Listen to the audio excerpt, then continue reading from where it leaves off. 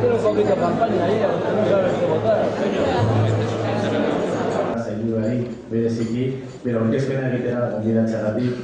Y muchas gracias también, consejera, por hacer más visible su currículum. Me gustaría poner en valor que nuestra consejera de salud es la primera mujer en serlo en el Gobierno vasco. Ha sido objeto de su atención, preocupación y dedicación. Licenciada en Medicina y Cirugía por la Universidad del País Vasco, especialista en cardiología, MIR en los...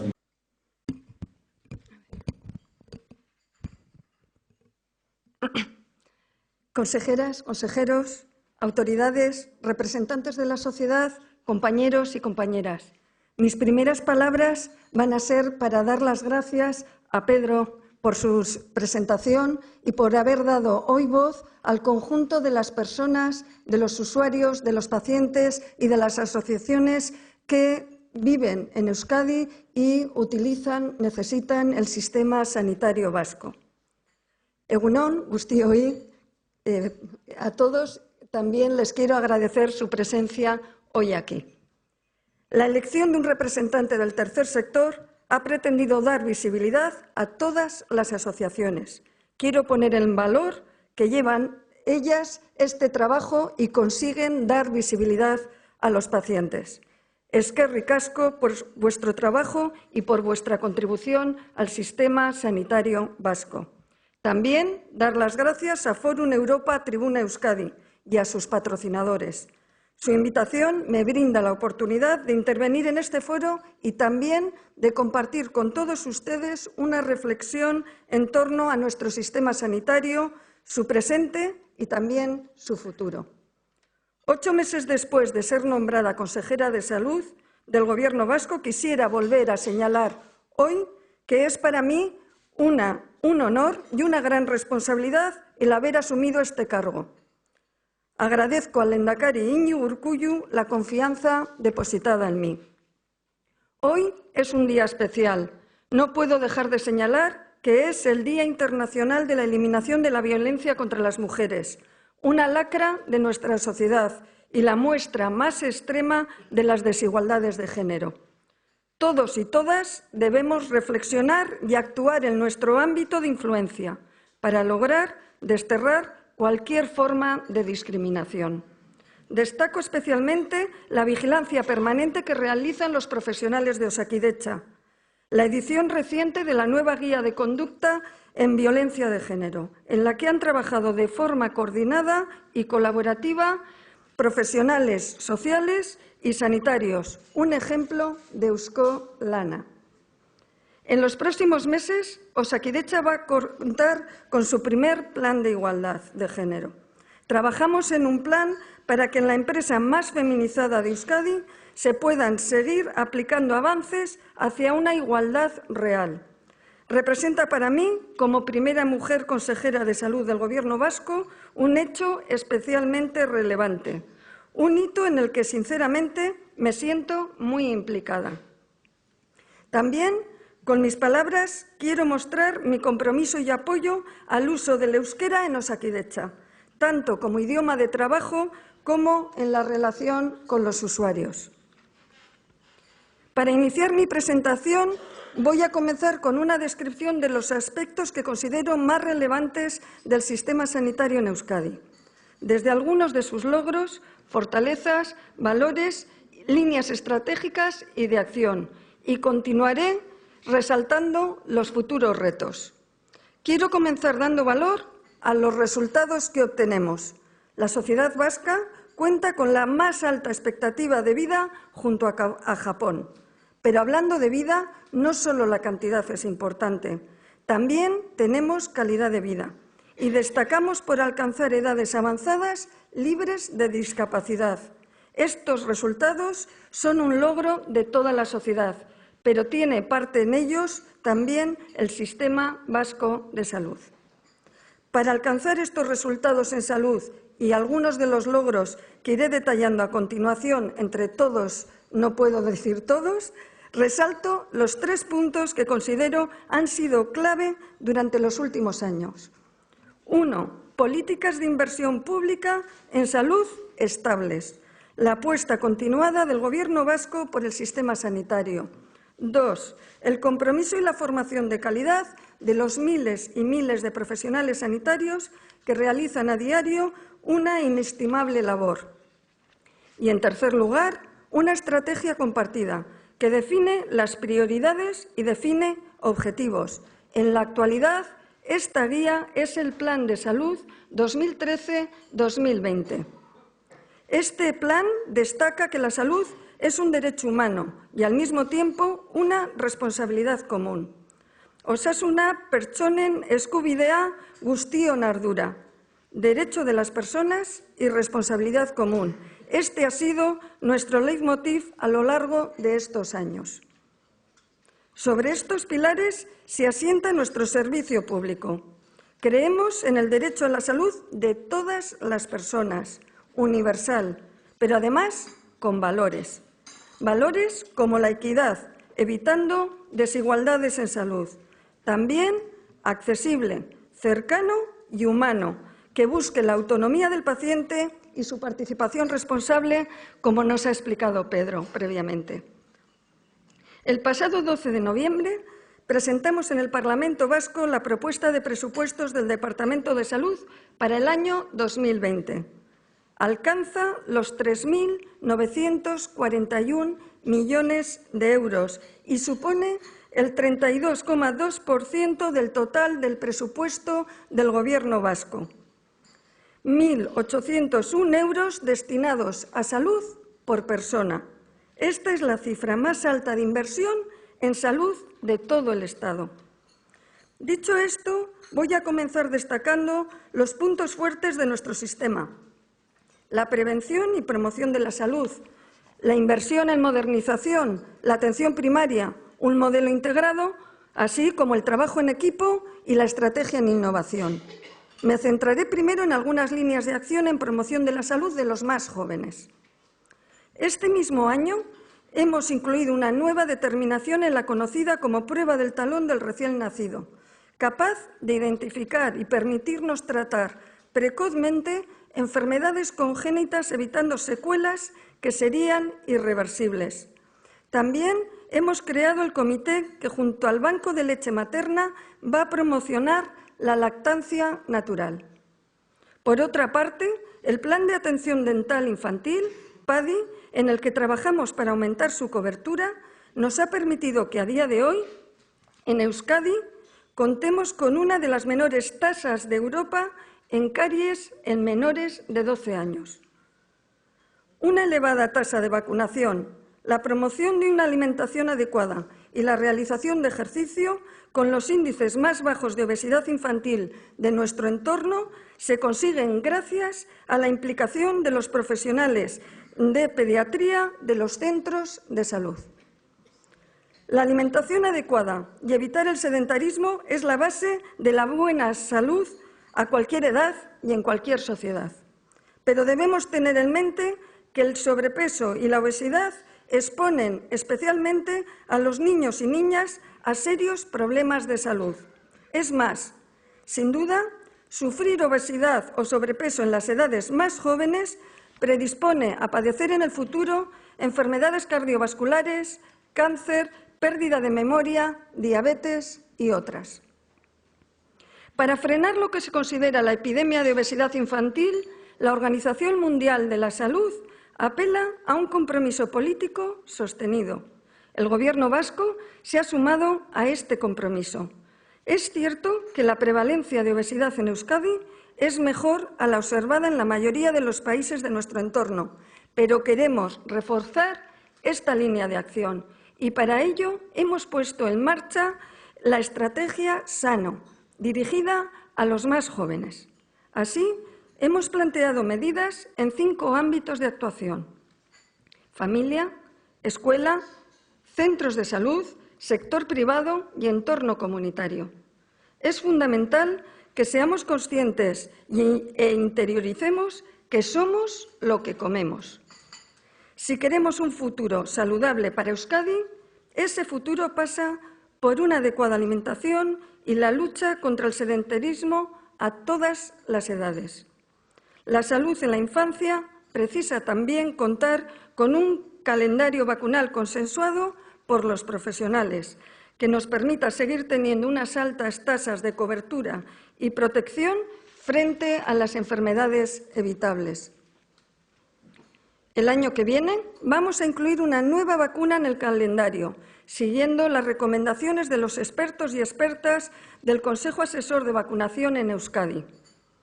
Queremos seguir contando con uno de los calendarios vacunales infantiles más completos de Europa, incluyendo en nuestros programas aquellas vacunas siempre valorando su eficacia, seguridad y capacidad de generar protección. De forma adicional, vamos a hacer más accesibles nuestros sistemas de registro vacunal a los profesionales sanitarios y a todas las personas. Puede haber padres y madres que duden si vacunar a sus hijos e hijas, a pesar de que las vacunas son eficaces y seguras. Si deciden finalmente no vacunarles, sus hijos e hijas correrán riesgos, pero también el conjunto de la sociedad. No comparto esta actitud. Aprovechando que estamos inmersos en la campaña de la gripe, hago hoy un llamamiento a que se vacunen las personas mayores de 65 años, también las mujeres embarazadas y los enfermos crónicos, también los profesionales sanitarios. Insisto, la vacunación es la forma más eficaz de combatir también la gripe y, sobre todo, sus complicaciones. Velemos todos y todas por la salud pública. Trabajamos en la prevención y en la prevención también del cáncer. En el 2020, el despliegue del cribado de cervix estará extendido en el conjunto de Euskadi. Se unirá así a los cribados de mama y colon, que son programas consolidados, con resultados probados y que logran una participación ciudadana muy alta. Desde el año 2015, en Euskadi, cerca de 7.500 personas han sido tratadas con los nuevos antivirales contra la hepatitis C, con una inversión de 93 millones de euros, y el 97% de estos pacientes tratados se han curado. El año que viene comenzamos los primeros pasos hacia la eliminación de esta enfermedad. Desplegaremos el cribado de la hepatitis C centrándonos en dos ejes. Por una parte, el cribado de poblaciones de riesgo y, por otra, en un cribado oportunista, cumpliendo así el compromiso recogido en nuestro programa de Gobierno. Osakidetza ha sido pionera en establecer un modelo organizativo y asistencial integrado, con la creación de las organizaciones sanitarias integradas conocidas como OSIS. Este modelo favorece la continuidad asistencial y la elaboración y llevar a cabo protocolos y rutas asistenciales que tienen en cuenta el proceso asistencial de forma integral. También permite el despliegue de herramientas transversales como la historia clínica, la receta electrónica, la estratificación o programas como la seguridad del paciente. La receta electrónica se comenzó a implementar en Euskadi hace apenas 6 años. Desde entonces se han dispensado 202 millones de recetas. Hemos olvidado ya aquella época en la que salíamos de los centros de salud con recetas de colores y acudíamos a las farmacias. Además, seguimos colaborando en programas de atención farmacéutica con las oficinas de farmacia porque entendemos y defendemos que son parte de la red de salud. Un cambio positivo que aporta calidad y seguridad al paciente. En esta línea estamos avanzando hacia una historia clínica universal. Este es un paso que ha sido fundamental para la mejora de la atención primaria y también de la atención hospitalaria. Pero la historia clínica universal también alcanza a las residencias. Se trata de hacer posible que se pueda consultar y compartir el historial clínico de las personas que están institucionalizadas. La implantación de la historia clínica electrónica de Osakidetza se encuentra ya en el 98,5% de todas las residencias de personas mayores o personas con discapacidad en Euskadi. La atención primaria provee la mejor respuesta de salud a las poblaciones y las personas en función de sus necesidades. Es la puerta de entrada al sistema y ordena la atención sanitaria. La atención primaria de Osakidetza es otra de nuestras fortalezas. Se caracteriza por ser accesible a los individuos y a las personas. Se orienta hacia los problemas sanitarios de la comunidad y prestan los correspondientes servicios preventivos, curativos y de fomento de la salud. Por todo ello, apoyarla es una prioridad para el Departamento de Salud y para Osakidetza. Nos encontramos en un buen punto de partida. Según la última encuesta sobre atención primaria, el 90% de las personas que viven en Euskadi valoran entre bien, muy bien y excelente la asistencia recibida en su centro de salud. Queremos que este servicio y la atención que presta siga siendo excelente y por eso estamos desplegando la estrategia de atención primaria con 35 medidas concretas, dirigidas todas ellas a reforzar este nivel asistencial frente a retos que están presentes, como los cambios sociodemográficos y el propio relevo generacional. Con este fin, tenemos definidas líneas de acción. Avanzamos en los recursos humanos, con la creación de 46 plazas de profesionales en atención primaria este mismo año. Y el próximo crearemos 40 plazas adicionales.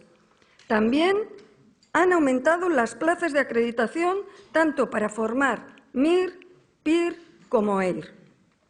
Estamos impulsando acciones que faciliten el trabajo, según sus competencias, a todos los profesionales que forman los equipos de atención primaria.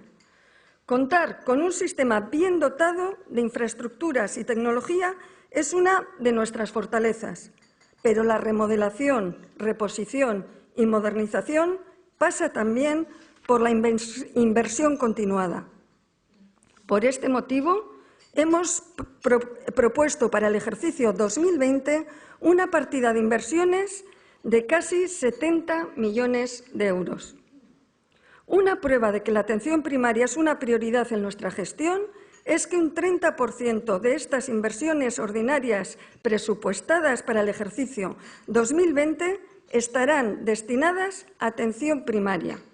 Vamos a triplicar la inversión en sus infraestructuras.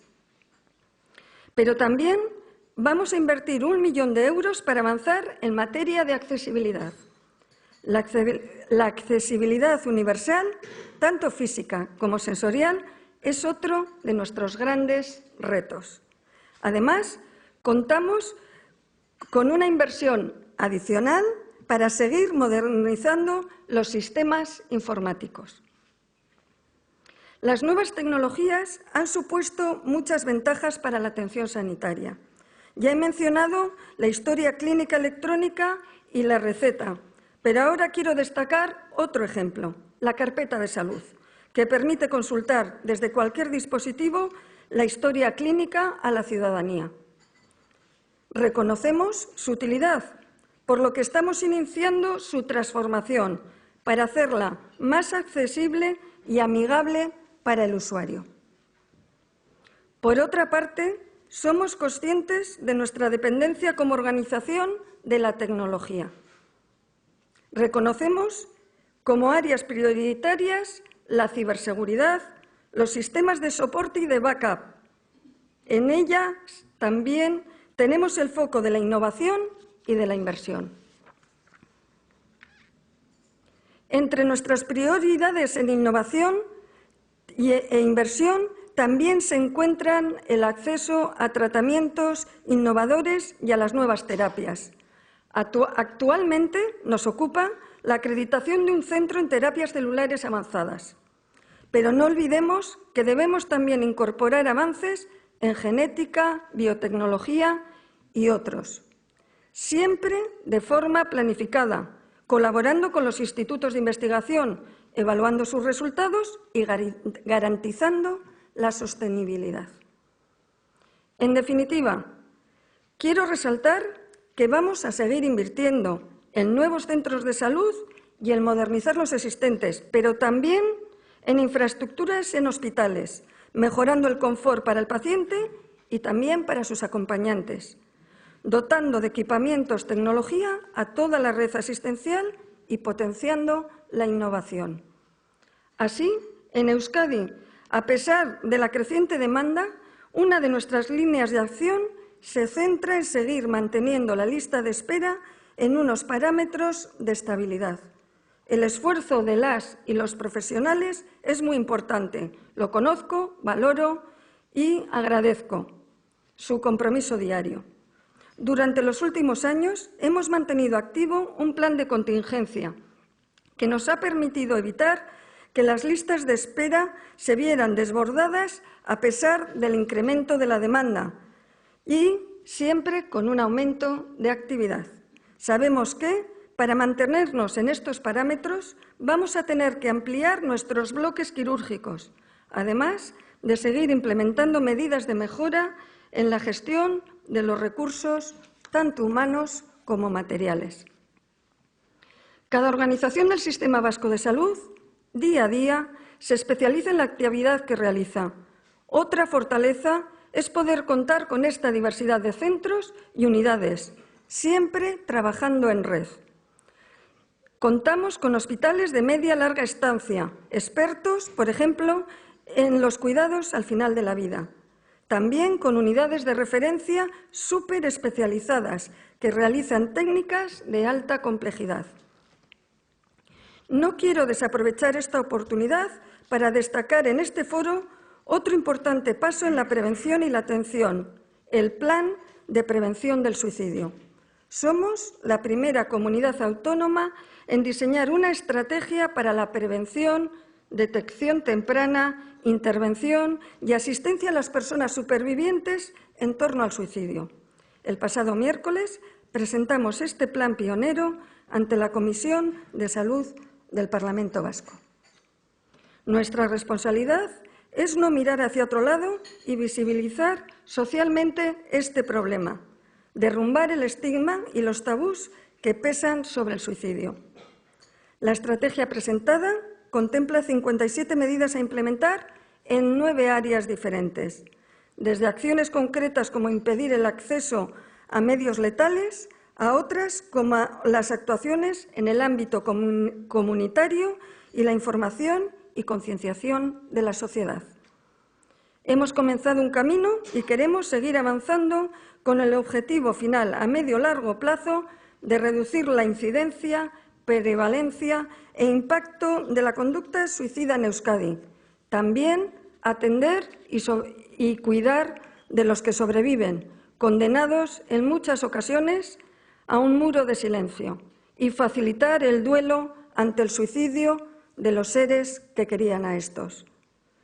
Aprovecho la oportunidad para agradecer a las diferentes asociaciones relacionadas con el suicidio su colaboración, ya que han participado en la elaboración de esta estrategia.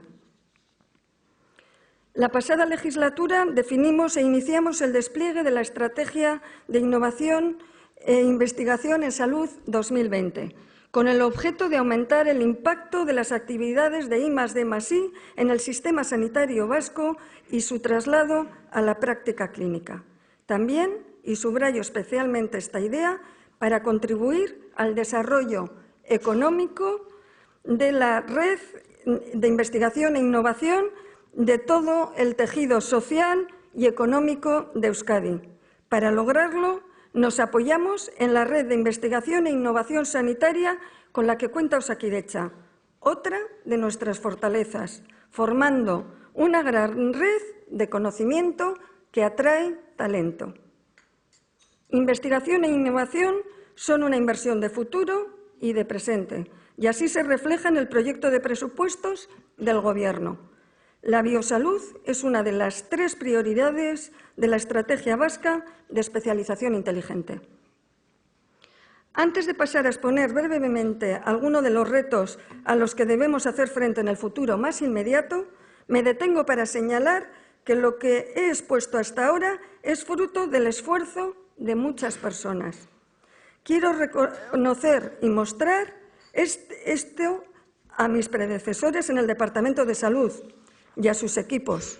Tengo entre nosotros a Gabriel Inclán, también a los gestores y profesionales de Osakidetza, también muchos de ellos entre nosotros, a los diferentes agentes de salud del ámbito educativo, social, foral, municipal, también a los institutos de investigación y a los centros tecnológicos.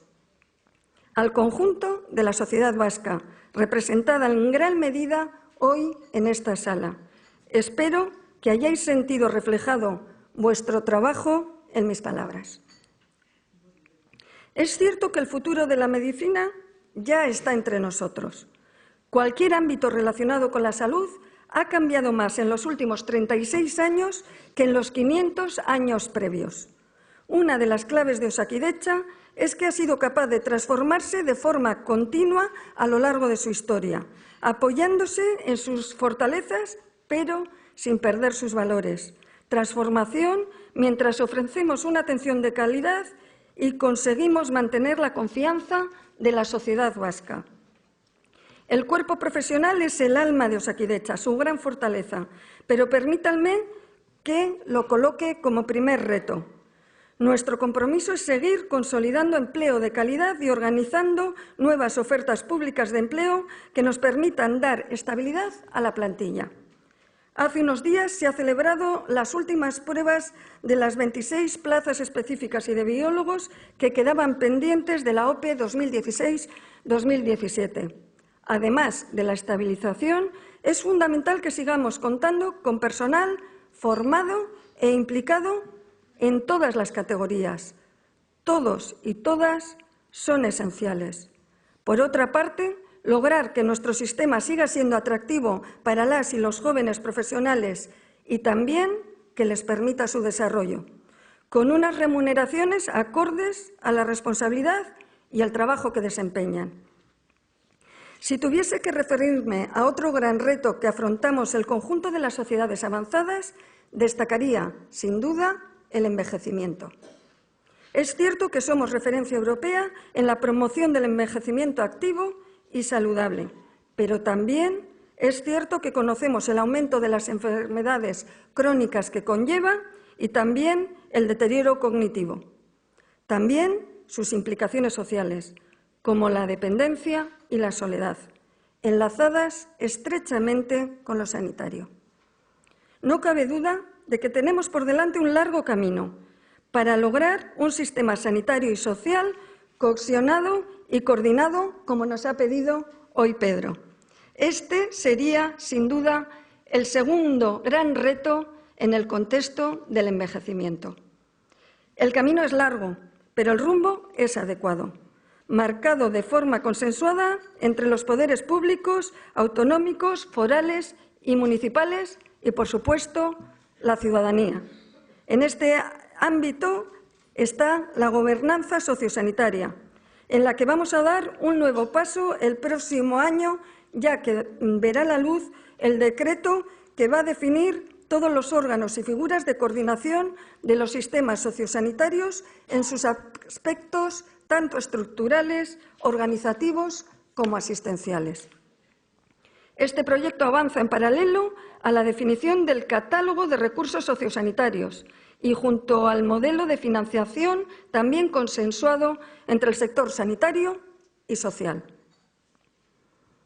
Es importante recordar que tampoco en esta materia, en la coordinación sociosanitaria, no partimos de cero, porque contamos con realidades concretas de atención y coordinación que aportan cercanía, autonomía y calidad de vida.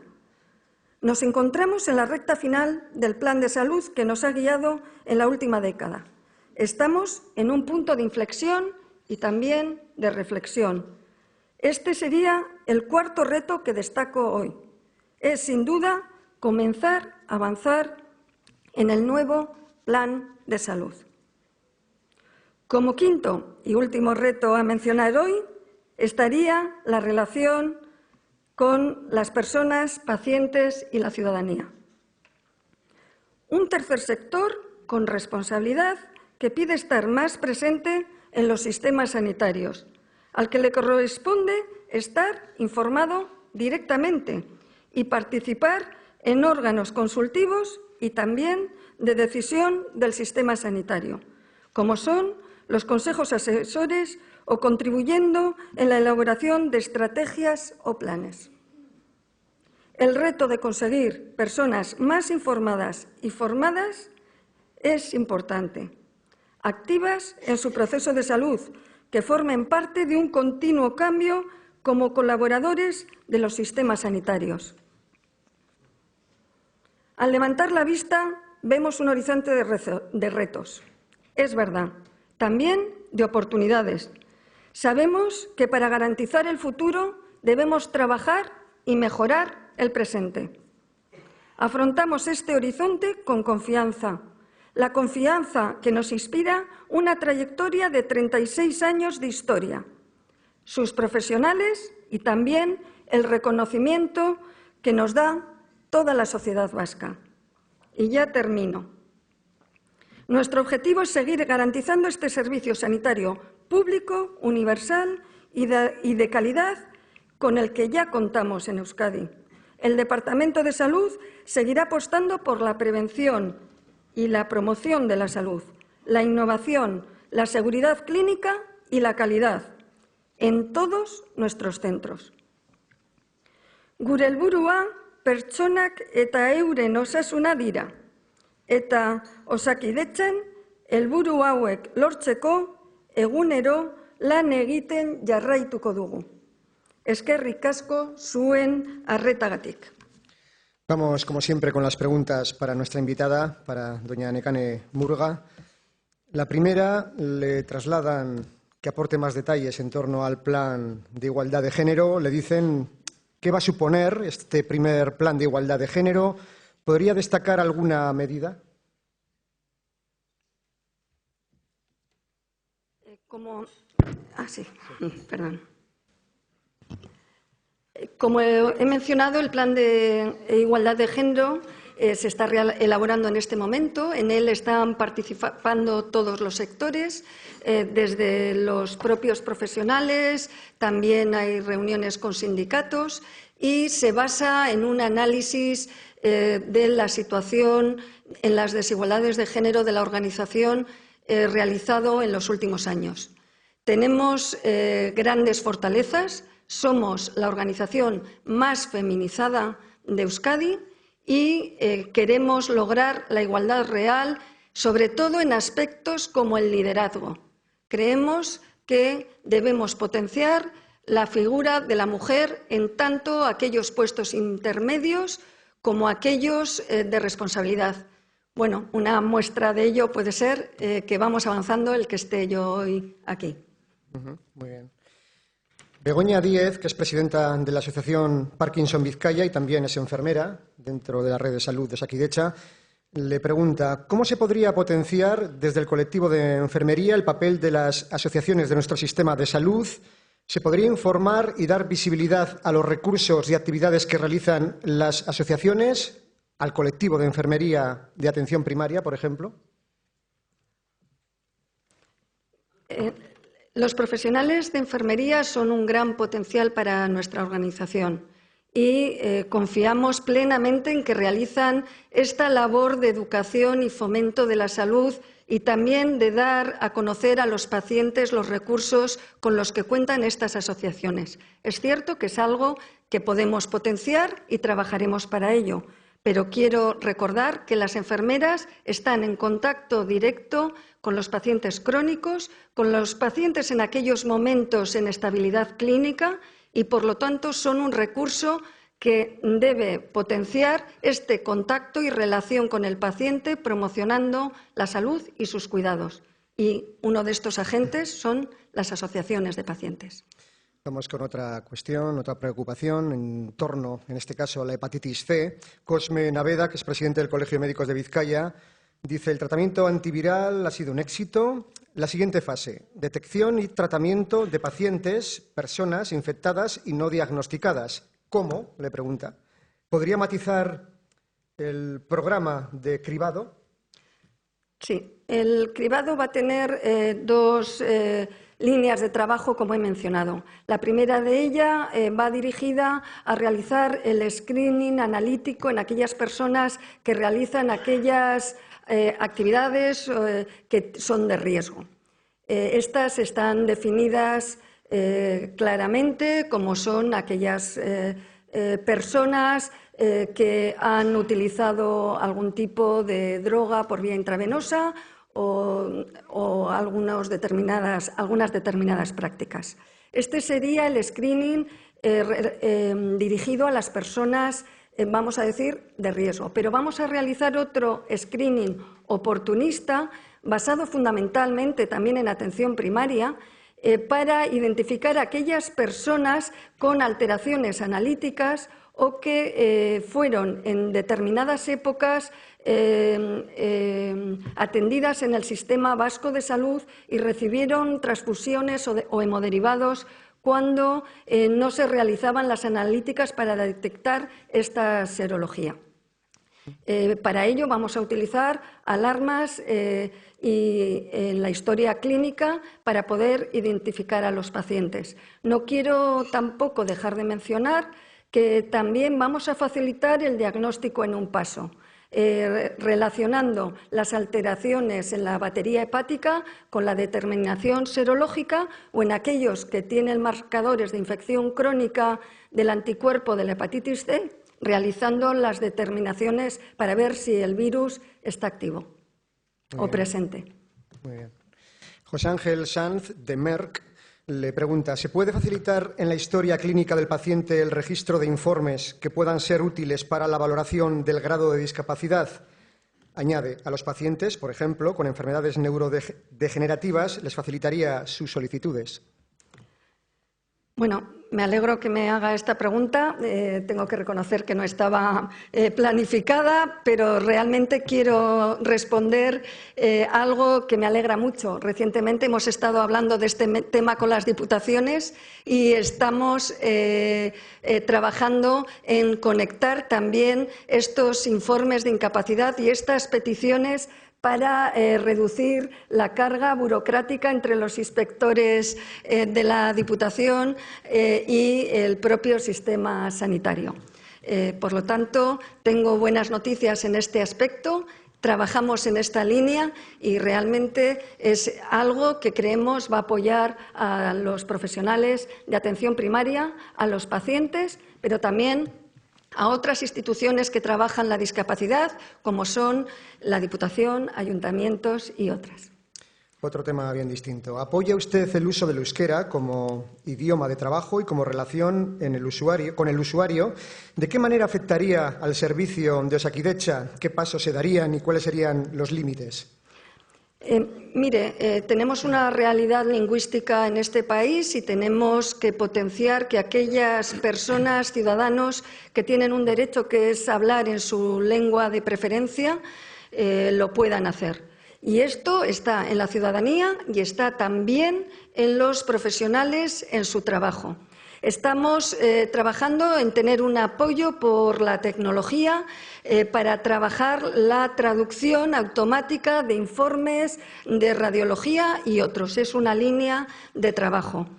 También evaluamos cómo vamos avanzando en esta línea y le puedo asegurar que nuestro avance es marcado. Cada día se utiliza más el euskera en nuestra organización y para ello aquellos profesionales que lo solicitan se evalúa sus condiciones específicas, pero tenemos una política de dar horas y poderles permitir que avancen en el conocimiento del euskera. Un invitado o invitada en este foro le pregunta por el copago. Dice, una gran parte de países europeos, cita Alemania, Francia, Italia o Portugal, tienen implantado el copago en sus sistemas de salud pública. Eso les ha supuesto un uso más racional del servicio, además de una mejora de su financiación. ¿No habría que hacer lo mismo aquí en Euskadi? Se ha demostrado en esos países que es viable protegiendo siempre a las personas de menos recursos y también enfermos crónicos. Bueno, mire, esto es cuestión también de modelos. Nuestro modelo es una sanidad pública y universal. No creemos que el copago reduzca el uso de los servicios sanitarios. En estos lugares que usted me menciona, en muchos de ellos, la relación eficacia entre el coste y los resultados en salud son peores que en nuestro sistema sanitario. Y además, sin ninguna duda, el copago y favorecer a las personas más desfavorecidas o las enfermedades crónicas es algo incompatible. ¿Cómo analiza el hecho de que Euskadi tenga un alto porcentaje de población que tiene contratado un seguro médico privado?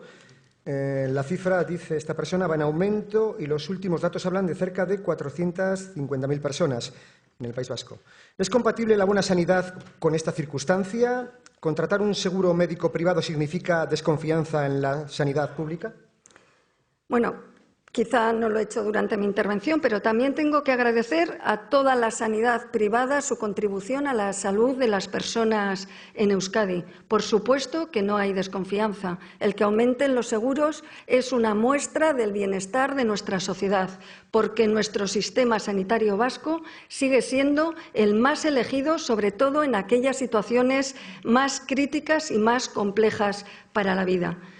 Nosotros damos la oportunidad a aquellas personas que se lo pueden permitir de que tengan, por supuesto, el acceso a una sanidad privada, pero nosotros damos calidad y así vamos a seguir dándola a todas las personas de la sociedad vasca.